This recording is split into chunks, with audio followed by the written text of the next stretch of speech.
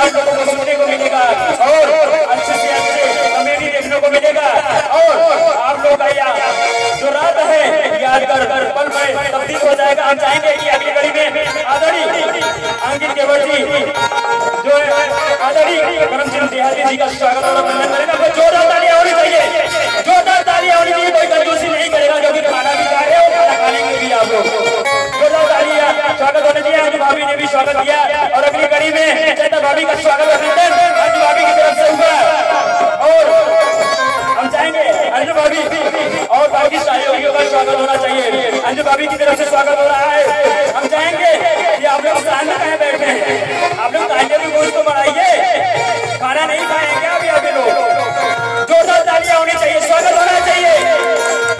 Superstar हमारे बीच में आदरणीय भाभी जी, चंदा भाभी और साथ में सहयोगी जिनका स्वागत करने के लिए हमारे आदरणीय अंकित केवल जी और अंजू भाभी जी मंच पे पहुंची।